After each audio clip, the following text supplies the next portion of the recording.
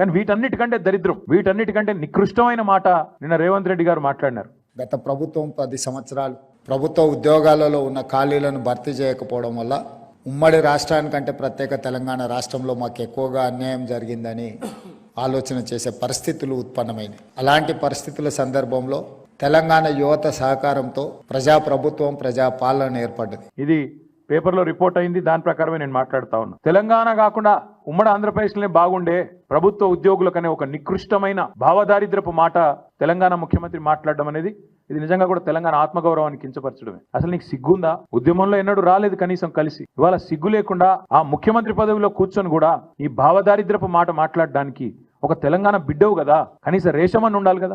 ఎక్కడున్న తెలంగాణ ఎక్కడ పోయిందండి? 10 ఏళ్లలో భారతదేశానికే ఆదర్శంగా నిలబడ్డ తెలంగాణను పట్టుకొని ఉమ్మడి ఆంధ్రప్రదేశ్లోనే బాగుండే పరిస్థితులను మాట్లాడడానికి నీకు మనసెట్లు వచ్చింది? నీ రాష్ట్రాన్ని నువ్వే కించపరచడానికి నువ్వు ముఖ్యమంత్రి అనే ఇంగితం కూడా నీకు లేదా? ఆ మాత్రం సోయి కూడా లేదా అని బాధతో అడుగుతా ఉన్నావు. ఒక ముఖ్యమంత్రి పదవిలో కూర్చున్నావు, అదృష్టవంతుడివి నువ్వు. ఎంత గొప్పగా మాట్లాడాలి నువ్వు నీ రాష్ట్రం గురించి, నీ ప్రభుత్వం గురించి కూడా గొప్పగా చెప్పుకోవద్దంటలేదు మేము. కానీ రాష్ట్రాన్ని చిన్నగా చేసి చూపెట్టడం అనే దౌర్భాగ్యం అనేది అయితే ఉందో నిజంగా కూడా బాధ.